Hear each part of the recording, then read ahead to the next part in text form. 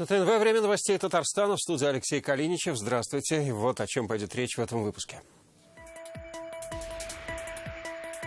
До чемпионата рабочих профессий 5, 4, 3.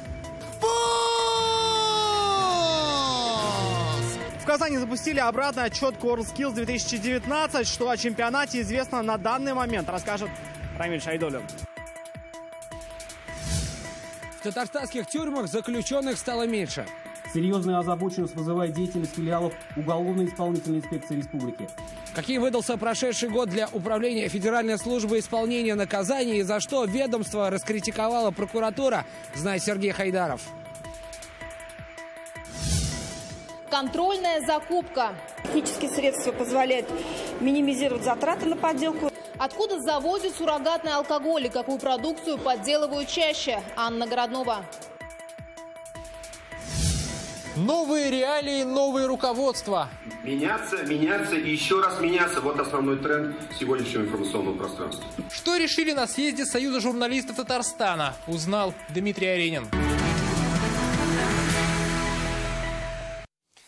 200 дней и ночей. Сегодня в Казани начался обратный отсчет до старта WorldSkills 2019. В столице заседал оргкомитет чемпионата. Прилетело руководство WorldSkills и вице-премьер России Татьяна Голикова. О русской зиме, татарском гостеприимстве и иностранной оценке Рамиль Шайдуллин. Дорогие друзья, участники церемонии «Жизнь это гости Татарстана», под ваши аплодисменты! На старт, внимание, пуск. Начат обратный отсчет к первому дню чемпионата. Время, через которое в Казани начнут выступать молодые профессионалы. Вы знаете, что в последнее время правительство Российской Федерации, наша страна, уделяет огромное внимание рабочим профессиям. И проведение этого чемпионата – это еще одна возможность проявить себя. С этого времени здесь, на Баумана, показано, сколько времени остается до чемпионата рабочих профессий. К этим дням и часам приковано внимание не только в России, а и в всем мире. В самом центре Казани зарубежные гости увидели сегодня настоящую русскую зиму. Президент WorldSkills в меховой шапке. Это подарок Рустама Минниханова.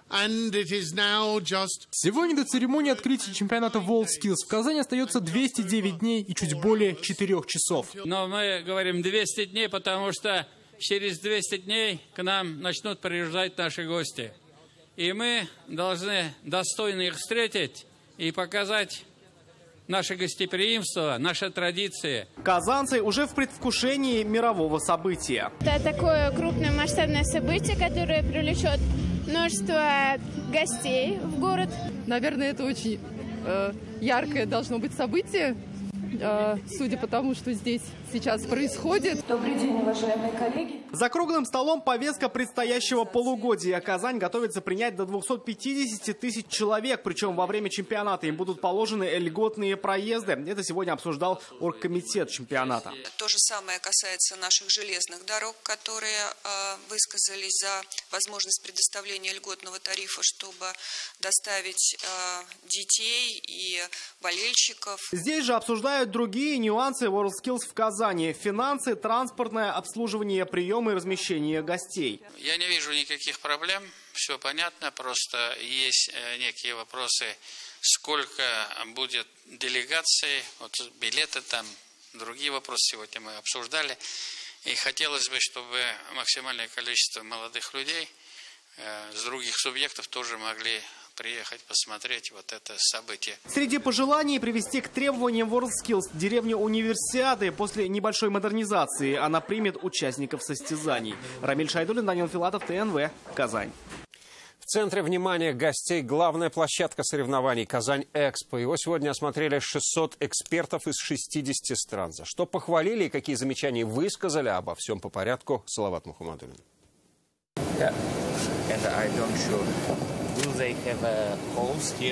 Мелочей здесь нет. Из чего сделан пол и как проложены коммуникации. Инспектируют делегации из Австралии. Глаз алмаза, от них ничего не скроешь. Большинство вещей готовы уже задолго до соревнований. Мы под большим впечатлением от места проведения мирового чемпионата. По сравнению с предыдущими соревнованиями, это высший класс. На международную экспертизу приехали представители всех стран-участниц чемпионата. И каждый из них оставляет или замечания, или пожелания. Я лишь рекомендую и желаю и дальше реализовывать все запланированные решения и в полной безопасности провести чемпионат мира. Пока здесь только голые стены и делегаты, но уже можно сказать, что площадка на финишной прямой подготовки к мировому чемпионату. Из самого важного сюда остается завести специальное оборудование для компетенций. Это начнут делать в июле этого года, примерно за 3 недели до начала соревнований. На Казань-Экспо уже можно пообедать, по крайней мере сегодня. Специально на пробу 600 делегатам блюда, которыми будут кормить участников. Еда очень вкусная, люди доброжелательные. Это реально прекрасное место. Мы, правда, еще не все посмотрели, но первое впечатление изумительно. Такие смотрины в рамках недели подготовки к мировому чемпионату. Мы видим, что вы готовитесь не только как к проведению чемпионата, но и как к соревнованиям, которые внесут вклад в развитие рабочих профессий республики и страны в целом. До начала чемпионата остается 7 месяцев. Большой объем работы нам еще предстоит сделать. Со своей стороны мы уверены, что при такой подготовке все пройдет хорошо. В любом случае, окончательные результаты всей работы будут в августе этого года, когда Казань примет лучших молодых профессионалов мира. Салават Мухаммадуллин, Рамиль Шайдуллин, Вадим Илларионов, Андрей Сентальцев, ТНВ, Казань. К другим новостям. Решение по студенческому проездному найдено. Об этом сегодня сообщили в Казанском Кремле. Вопросом занималось Министерство молодежи и озвучит его на днях. Напомним, ранее студенты попросили Рустама Минниханова вернуть льготный проезд. Петицию подписали десятки тысяч человек. По поручению президента республики профильное министерство молодежи занимается сейчас этим вопросом, они прорабатывают меры. Я могу только одно сказать в целом в этой теме, что буквально вот на днях, со дня на день будет озвучено, какое решение по этому вопросу принято. Решение там уже выработано, оно сейчас отшлифовывается, вот буквально будет озвучено сегодня-завтра. Вслед за студентами ввести льготный проездной просят и родители школьников. Навести порядок в своем хозяйстве потребовала сегодня прокуратура республики от УФСИН. Все больше случаев, когда сотрудники колонии превышают полномочия и нарушают права осужденных. Сегодня об этом шла речь на итоговой коллегии ведомства. Почему в республике будут закрывать тюрьму и строить СИЗО, расскажет Сергей Хайдаров. Нижнекамск – лечебно-исправительное учреждение номер 1. Именно за этим забором и находятся заключенные, больные туберкулезом. В этом году колонию будут закрывать. Уже есть приказ. Учреждение, рассчитанное на 1000 человек, содержит всего 200. Осужденные будут направлены для дальнейшего отбывания наказания в соответствующие исправительные учреждения, расположенные в местах, определяемых федеральным органом уголовно-исполнительной системы. Сотрудники ЛИО-1 при желании продолжить службу будут переведены в другие учреждения регионального УФСИН. Об этом сегодня говорили и на итоговой коллегии ведомства. Тенденция такова. Заключенных в Татарстане стало на 10% меньше. Но не потому, что стали меньше убивать и насиловать. Закон изменился. Один день отбывания содержания в СИЗО засчитывается за 1,5 дня отбывания наказания в колонии общего режима, 2 дня колонии поселения. Перерасчет сроков коснулся 1434 осужденных. Говорят, по мобильному устраивают драки и получают запрещенку с воли. Нарушать закон не перестали, даже будучи за решеткой. Как рассказывают сами сотрудники исправительных учреждений, чаще всего в тюрьму пытаются доставить наркотики. И какие только способы не придумывают, чтобы это сделать. Их пускают по воздуху с помощью квадрокоптера, прячут в продуктах. Ну а самый банальный способ на все времена — это, конечно же, завернуть все вот такой вот сверток и просто перебросить через забор.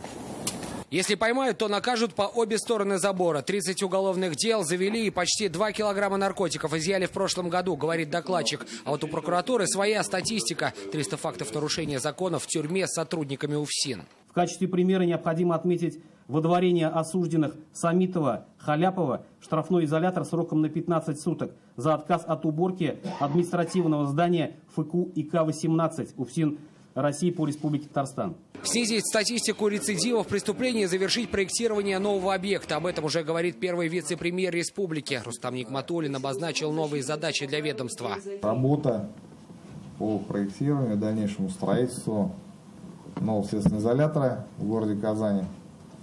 То есть земельный участок там есть. В федеральную программу вошли. Первый этап строительства запланирован на 2021 год. Учреждение сможет вместить в себя почти 1000 человек. Сергей Хайдаров, Данил Филатов, ТНВ, Татарстан. Павел ушел, Наиль пришел. Сегодня в Камском Устье сменился глава райсовет, прекратил полномочия Павла Лоханова. Он переезжает в Казань и возглавит отделение фонда соцстраха. Преемник уже известен. Зарина Ахметова о том, кто теперь во главе района под брендом Камского судака. 4 года назад я стоял перед вами, совсем не зная район. Руководством республики принято решение направить на новый участок работы. Новый участок – это фонд соцстраха. Туда Павел Лоханов уходит с 4-летним стажем главы. Позади большие и малые стройки социальных объектов, дорог и развития туризма. Камский судак при Лоханове стал брендом района. Ради этого глава даже спел. Раньше о Камском Устье никто не знал, и часто путали Камское Устье с Камскими полянами. А сейчас уже о Камском Устье знают. И в прошлом году Камское Устье по оценкам независимого туристического портала ТВИЛ вошло в 5 малых городов Российской Федерации по бронированию отдыха на летнее время. Жители района о смене главы догадывались. Сегодня информация подтвердилась. С населением работал. Встречи проводил, с пожилыми работал. Вообще очень много новых объектов построено. Вот я, например, сам из села Старая Козеево. Там появился спорткомплекс. Все осталось на том же уровне. Ничего не изменилось. Развил молодежное движение. На мой взгляд, ничего не изменилось. Преемник известен, и он в зале. Нашли его здесь же, в районе. Выбор пал на Наиля Вазыхова, гендиректора ремонтной базы флота имени Куйбышева. Кандидатуру предложил Рустам Миниханов. Наиль Альбертович за годы работы показал себя как профессионал своего дела, а социально ответственный руководитель, которому проблемы района известны не понаслышке. Надеюсь, при вашем содействии я, конечно же, смогу оправдать доверие президента. Одна из основных задач, которую поставил сегодня перед новым главой района Алексей Песошин, это оздоровление агропромышленного комплекса. Особое внимание должно уделяться небольшим хозяйствам. Кроме того, поддержка необходима малому и среднему бизнесу и сфере туризма. И это еще не все. Результаты должны оценить сами жители района. Зарина Ахметова, Рамзиль Гарипов, ТНВ, Камское Устье. Новые реалии, новый руководитель. Сегодня Союз журналистов Татарстана избрал своего нового председателя. На этом посту Риму Ратникову сменил Ильшат Аминов, генеральный директор нашего телеканала. Какой багаж достался и что предстоит сделать? Подробнее Дмитрий Аринин. К столетнему юбилею символом журналистов пора уже может быть не перо, а смартфон. Так как с этим гаджетом, средством массовой информации может быть и каждый человек. Тут тебе и прямой эфир, публикации, подписки и комментарии. Как в таких информационных потоках журналистам сохранить внимание и доверие аудитории, обсуждали на съезде.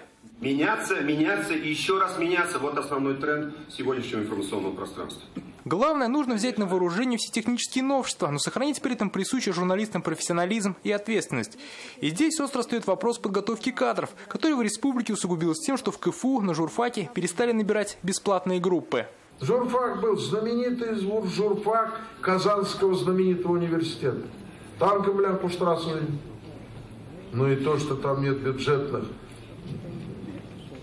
мест для подготовки журналистов, это нас не красит. Это будет предметом разговора у нас в республике с правительством Татарстана. Я вам обещаю, мы найдем с ректором, безусловно, найдем такие возможности. Сами себя подрубаем. Решать вопросы журналистов Татарстана теперь будет новый председатель. Без малого четверть века возглавлявший союз Рима Ратникова сложила свои полномочия. Думаю, что столетие союза журналистов – это достойная веха, чтобы перевернуть страницу и передать дела в надежные, сильные руки. Риме Ратниковой от правительства республики вручили орден дружбы «Дуслык». Эта работа требует очень такой распахнутой души на самом деле. Здесь нет солдат, которые бы стукнул кулаком по столу, пошли выполнять твои задания. Здесь каждого надо убеждать. Единогласно новым председателем избрали Ильшата Аминова. Он уже наметил большой круг вопросов. Это и вопросы цифрового телевидения, это вопрос этических норм журналистики, это вопрос технического перевооружения, это вопрос поднятия зарплаты, безусловно, который тоже каждый раз на съезде озвучивается. То есть эти главные судьбоносные вопросы, которые сегодня стоят перед отраслью. Выходя со съезда, его участники рассказали, в будущее они идут с оптимизмом. Было высказано и вот новые направления, вот мы над этими будем в дальнейшем работать. Если мы сегодня говорим об интернет-журналистике, а мы и сегодня говорили об этом на съезде, то вопрос, допустим, подготовки кадров, татарских веб-редакторов, СММ-менеджеров, он сегодня настолько актуален, потому что их нигде не готовят, мы все самоучки. Если это будет, вот как здесь сегодня говорили, это если аналитика, личное мнение, какое-то авторское видение проблемы и изложено интересным языком, оно будет всегда востребовано. Как отмечают, такой профессиональный подход на информационном поле неизбежно возьмет верх над всевозможными фейками и анонимными вбросами. Дмитрий Аринин, Шатмухаметов, ТНВ, Казань. Вы смотрите новости Татарстана. И вот о чем далее.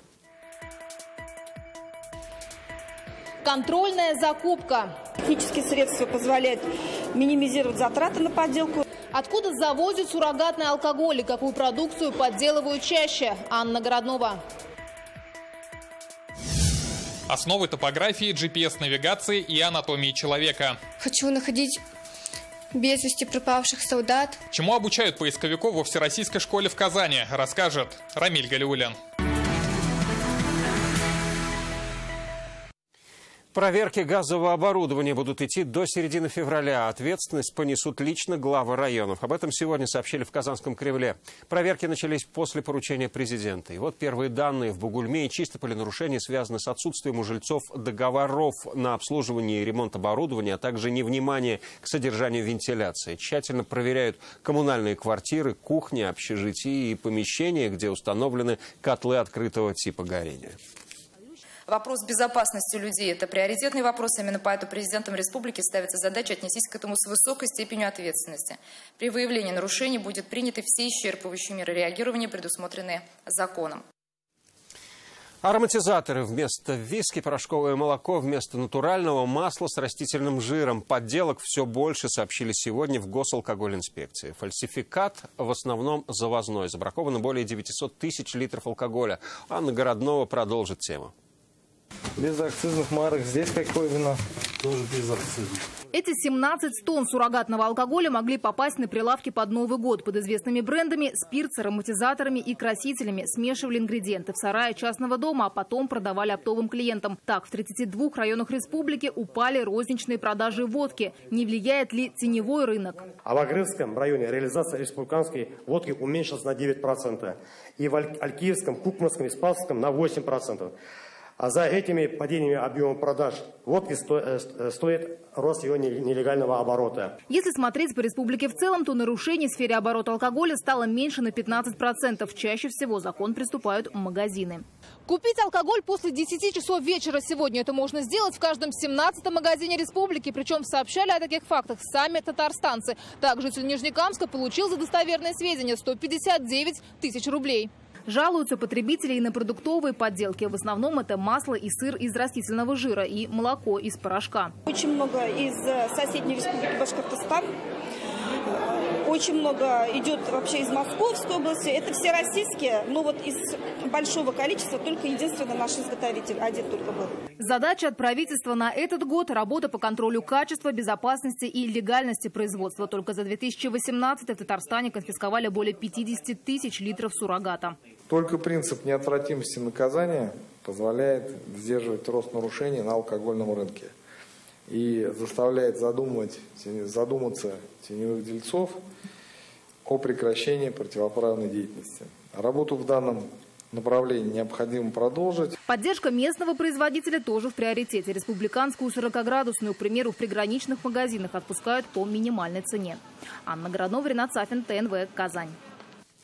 Отправили в СИЗО до 18 марта. Экс-менеджеру ТТС сегодня избрали меру пресечения в Ахитском районном суде. Айрат Файзулин, которого подозревают в мошенничестве, остался под стражей. Свою вину он признал, сообщили в МВД.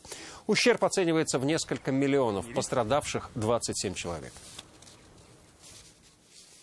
Одни решают проблемы, другие пользуются случаем. Из-за ухода с рынка таксомоторных услуг компании Lango Group выросли заказы у других перевозчиков. Напомним, накануне таксисты этого партнера Яндекс.Такси заявили о задержках заработной платы. От этого другие таксомоторные компании по заказам только выиграли.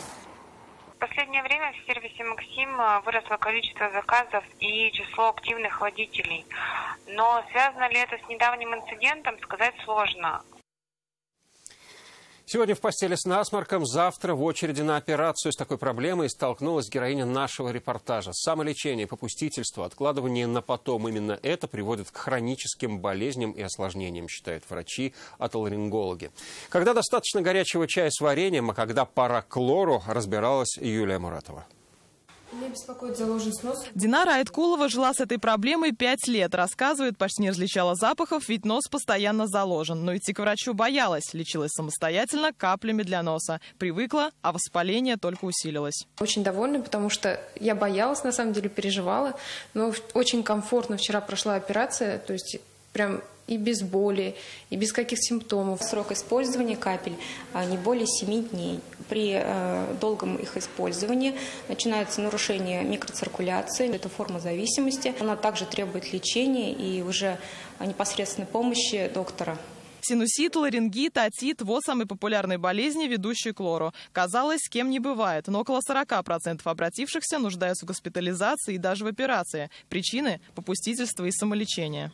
Хронические заболевания опасны своими осложнениями, гнойными осложнениями, которые могут привести к летальному исходу. Если одним поможет чай с медом, другим медикаменты нужны сразу. Все зависит от иммунитета, образа жизни и насколько быстро развиваются симптомы. Покупка лекарственных средств в аптеке, их доступность наносит вред все-таки пациенту, потому что пациент покупает очень много лекарств, хочет выздороветь быстрее, от этого повышает дозировку препаратов, неправильно их использует. Пациентов лор-врачей все больше. Только в 18-ю горбольницу ежедневно госпитализируют 10 человек. Для лечения современные цифровые технологии. Это эндоскопия и лор-комбайны с видеокамерами. Юлия Муратова, Марат Зайдуллин, ТНВ, Казань. В черте города, но на лоне природы. Для любителей активного отдыха вновь распахнула свои двери детская база отдыха «Солнечный» в лесопарковой зоне Лебяжье. Свежий воздух, яркое солнце и накатанная лыжня. Так, каждое утро здесь начинается такой по-настоящему активный зимний отдых. Гвоздь программы – катание к озеру Лебяжье. Если честно, очень удобно, комфортно. То есть получили лыжи, трасса находится недалеко, и есть разогревочный круг и большой круг. Трасса отличная, лагерь тоже, никаких нареканий, все на высшем уровне. Ну, природа, сами понимаете. Все это прямо в лесопарковой зоне Лебяжье. Здесь меж сосен и берез свое место нашел и большой открытый каток. Порисуем. Оливия. А согреться, отдохнуть и переночевать можно в комфортабельных корпусах. Здесь их 4. В столовой, которая расположена на территории базы, организовано горячее питание. Мы последние 3 года приезжаем сюда, нам очень нравится, с детьми отдыхаем, катаемся на лыжах, на коньках. Мы работаем в полную силу, мы ждем гостей, жителей нашего города, гостей нашего города. Место, где можно отдохнуть от городской суеты. База отдыха «Солнечный» принимает гостей каждый день с 9 утра и до 5 вечера. Все больше несуразностей звучит из уст российских чиновников. Сегодня спикер Новгородской думы Елена Писарева заявила, в России женщинам, которые собираются впервые рожать после 30, деньги не нужны, а нужен только ребенок. Поэтому выплачивать им пособие государство не должно. Эти слова подкрепили новым законом. 100 тысяч рублей могут получить при рождении первенца лишь мамы в возрасте до 29 лет. Мы спросили у казанских женщин после 30, что для них важнее. Я не знаю, как сейчас. То ли для себя, то ли из-за денег. Какая разница, во сколько лет она рожает? Ну вот, захотел я родить в 50, ну и что? Это мое законное право. Женщина всегда рожает для себя. Я так считаю. Это сейчас, сами знаете, что с каким трудом это всем дается, большим трудом, насколько у нас очень много бездетных пар. Я думаю, что это неправильно, потому что до 30 лет люди строят карьеру, зарабатывают деньги, недвижимость, а потом где-то же детей нужно все-таки на какие-то деньги их поднимать. Ну, мне кажется, социальная поддержка не надо мотивироваться. Это же для себя, себе, лялечку хорошенько. Конечно. Не надо просто борщить, если ты не сможешь его поднять и воспитать. Если будем рожать, то не ради материнского капитала однозначно. Детей рожать не ради денег же, правильно? Но поддержка материальная все равно молодым семьям в любом случае не лишняя. В этом деле без ноу-хау уже никуда. Знать основы топографии, GPS-навигации и анатомии человека. Сегодня в Казани начался большой мастер-класс для поисковых отрядов из регионов Поволжья. Весной они отправляются в Ленинградскую область, чему учат в школе поисковика, увидел и Рамиль Гелюлин. Сразу говорил, что мы едем к друзьям. Яна Кошакова из Ижевска – новый ученик во Всероссийской школе поисковиков. Ее, как и еще 20 человек из регионов ПФО, 3 дня будут готовить на весеннюю экспедицию в Ленинградскую область. Мне не дает покоя то, что вот там лежит очень много погибших солдат. Хочу находить без вести пропавших солдат, восстанавливать их имена. В отличие от новичков, у руководителей ижевской группы за плечами 30-летний стаж раскопок. Фаиль Ибрагимов рассказывает, за это время находил останки тысяч солдат. Как ни странно, каждый год, выезжая в экспедицию, меняются дети. Ну, имеется в виду, кто-то приезжает, кто-то уходит, кто-то приходит. Но имеется в виду, но поднимают они своих сверстников, получается. То есть таких же молодых людей, которые погибли во время войны, не имея, многие семьи еще даже не имели. Всероссийская школа поисковиков – единственное такое учреждение в стране. Ее создали в Татарстане на грант Владимира Путина. Ведь наше движение – одно из крупнейших в России. Ежегодно они находят на полях сражений до 15 тысяч останков. Каждый поисковик должен досконально знать строение скелета человека. Поэтому урокам анатомии здесь уделяется особое внимание. Чтобы уже на практике каждый участник экспедиции мог легко отличить. Например, кость руки он откопал или ноги. Наша задача – грамотно научить поднимать бойцов, которых они находят в поисковых экспедициях. Мы здесь проводим занятия по антропологии, археологии, ведение документации, фотофиксации. Сегодня в Татарстане в поисковых движениях состоят более 1000 человек. Это бывшие военные, историки, студенты и школьники. С разными интересами и судьбами. Но объединенные чувством долга перед погибшими в Великой Отечественной войне. Рамиль Гелюлин, Александр Вольнов, ТНВ, Казань. Далее прогноз погоды, после чего на ТНВ вызов 112. Но я прощаюсь с вами до следующего выпуска в 21:30. До встречи.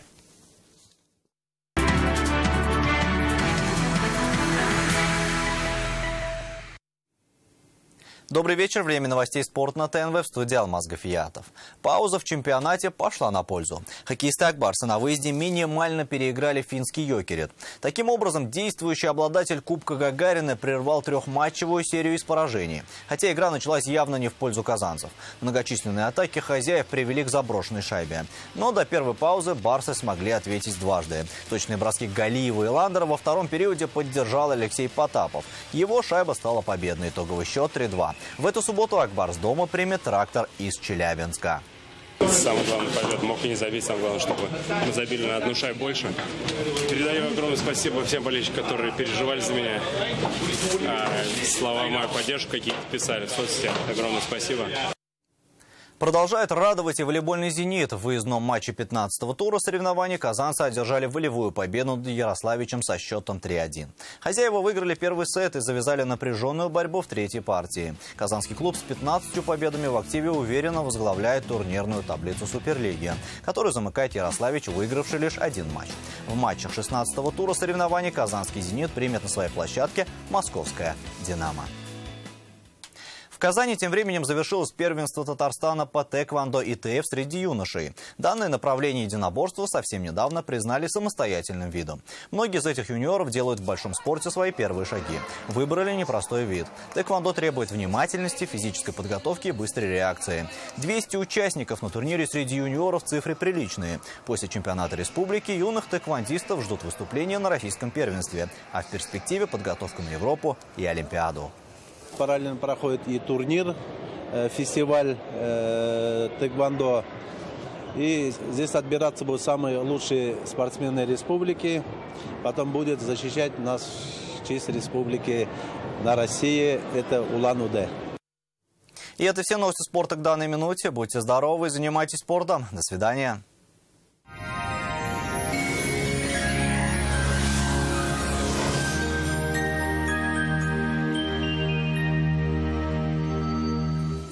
Здравствуйте! Поговорим о погодных процессах через минуту. Спонсор показа – изготовитель корпусной мебели на заказ ООО «Данил Мастер». Хотите качественную и недорогую кухню по вашим размерам? «Данил Мастер» исполнит ваше желание. «Данил Мастер», Казань, Восстание 23, телефон 2 167 166. Тонтана, Озанның өр-яңа мәҗлисханәләре, тәмле хәләл ризыклар, милли-ашлар, никахлар уздырыр өчен уңайлы урын. Тантана – новый банкетный ресторан в Казани. Тантана – идеальное место для проведения национальных торжеств, никаха и юбилеев. Казань, Декабристов 8, телефон 297 11 11. В Татарстане облачно, временами возможен снег. По данным сервиса Яндекс.Погода, на юго-востоке республики 12-13 мороза, возможны осадки. На северо-востоке Татарстана подморозит, возможен снег. На севере республики от 13 до 15 мороза, осадки. На северо-западе Татарстана не обойдется без снега, там до минус 17. На юго-западе Татарстана 15-17 градусов ниже 0, довольно снежно. В центре Татарстана вероятны осадки, там до минус 15.